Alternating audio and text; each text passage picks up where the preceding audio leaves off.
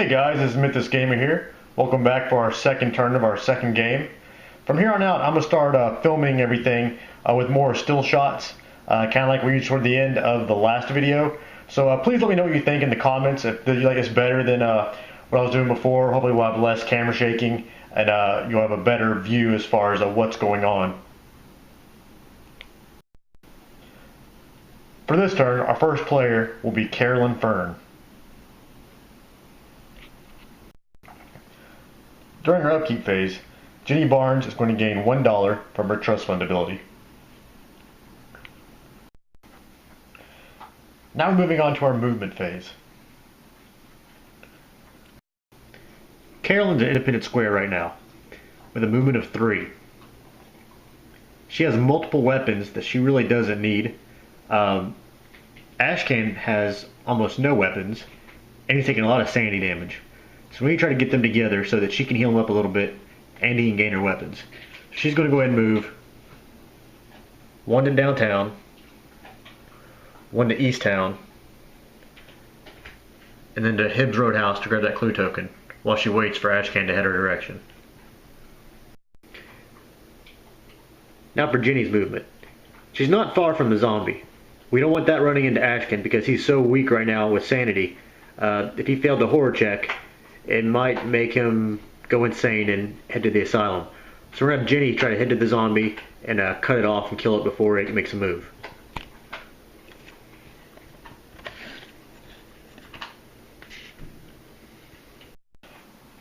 Alright, now Jenny's in combat with the zombie. First we have the horror check. Jenny has a will and a fight of 3.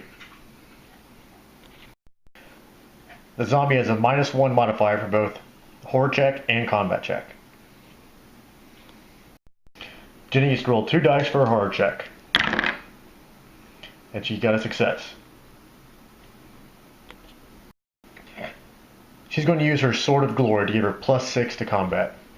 That'll give her a total fight of 9. Minus the 1 from the zombie. She needs to roll 8 dice.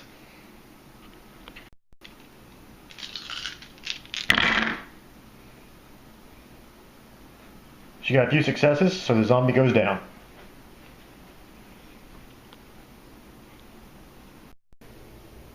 Now that Ashcan has some movement, we're going to move over to the general store, try to get some better weapons. We also want to try to get him as close to Carolyn as we can. He's going to go 1 to the Merchant District, 2 to Rivertown, and then finally to the general store. For Harvey's movement, he's just going further into Yogoth. And now for our Arkham encounter phase. Carolyn's at Hibbs Roadhouse. A horrible monster appears. Because it's not a gate and a monster, she's going to have to fight it. If she doesn't kill it, it will go back to the bag. She's going to fight a Night Gaunt. It has a -2 to sneak modifier, -1 to horror checks, and -2 to combat checks. When you fail a combat check against Night Gaunt, you are drawn through the nearest open gate. If 2 or more gates are in the same distance from you, you choose which gate you were drawn through. Carolyn has a fight of 3 and a will of 2. With a will of 2 and a -1 horror modifier from the Night Gaunt, she's going to roll 1 dice. And she passed. For combat, we're going to use the Lamp of Al-Razed. It's a magic weapon with +5 to combat checks. With her fight of 3, and the lamp giving her +5, she has a combat rating of 8, with a -2 from the Night Gaunt. She's going to roll 6 die, and she needs 2 successes. She got 3. The Night Gaunt dies. She used to keep it as a monster trophy. For Jenny's encounter phase, she's going to be pulled through the gate at the Unnameable. We'll put her at the Dreamlands. Ashcan's at the general store. Instead of drawing an encounter card, we're going to use the ability, Shop. Instead of having an encounter here, you may draw 3 common items and purchase one of them for its list price. Discard the other 2. The first one we drew is the map of Arkham. During movement, exhaust, get 1 extra movement point. We were mainly looking for weapons, but we may actually take this, depending on what else we get. Movement is pretty valuable to us right now, since our maximum movement is 3 on all of our investigators. The second one we drew is a Tommy gun, a physical weapon at +6 to combat checks. This is what we were looking for when we came to the general store. We need to try to get physical weapons on all of our investigators, just in case we do have to fight Nyarlathotep if he wakes up. And finally, our third common item, the bullwhip, a physical weapon that gives +1 to combat checks. During any phase, you can exhaust to reroll 1 die after making a combat check. Not bad. I think we're going to end up discarding the bullwhip and the map. The Tommy gun is a pretty powerful weapon, especially if we end up waking the Ancient One. Kind of hard to pass up, so we're going to spend $7. Ashcan has $9 right now, so he'll be left with 2. And now we're moving on to our Otherworld encounter phase. Jenny is in the Dreamlands. She needs a red, blue, yellow, or green encounter card. We drew a green one that does not have the Dreamlands on it, so we go to Other. You come across a sleeping whore with a tentacle draped across a small gold idol.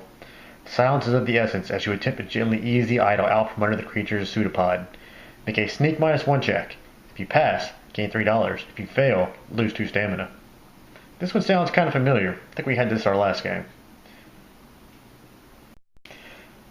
As you can see, Jenny only has a sneak of 1.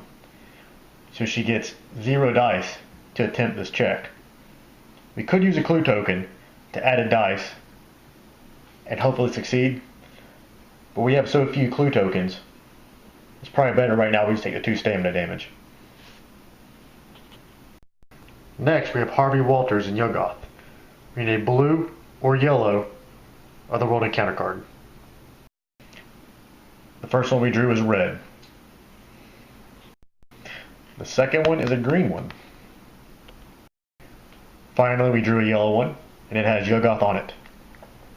A strange creature stares at you with burning eyes. It is as if it gazed were stealing your soul. Pass a luck -1 check, or roll a die and subtract 2 from it, minimum 0. Then lose that much stamina and sanity. Right now, Harvey has a luck of 2. Because he has a luck of 2, and it's a -1 check, we're only rolling 1 die. And we succeeded.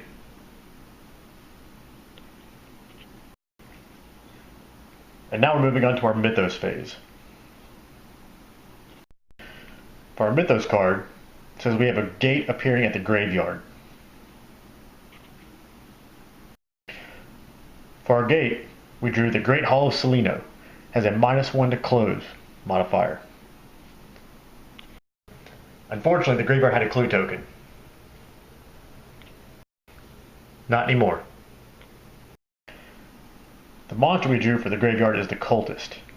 Remember, because of Nyarlathotep's Worshipper's ability, all cultists have the Endless ability. The Endless ability means whenever you kill it, you don't keep it as a trophy. It goes back to the monster box. The Cultist doesn't cause a horror check, but he does give a +1 for combat checks. He only has 1 toughness, so he's pretty easy to kill. Like I said, unfortunately, we don't get to keep it when we do kill it. Next, a clue appears at the Unvisited Isle. For monster movement, we have moons going down the white arrows and crosses going down the black arrows. The only monster we have in play right now is the Cultist, and he is a moon. So we're going to move him from the graveyard to the Rivertown streets.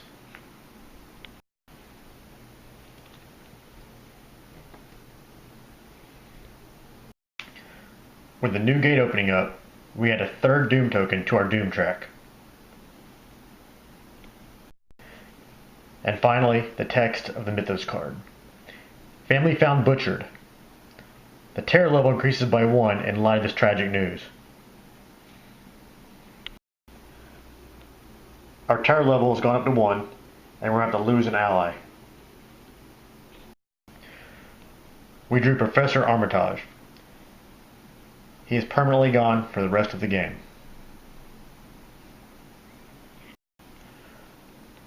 Alright guys, it's the end of the second turn. Please let me know what you thought about the way I recorded this. If you like this better, or if you like the way I was doing it before better, or if you have a different way you think I should do it, please let me know. I guess I will see you guys for the third turn.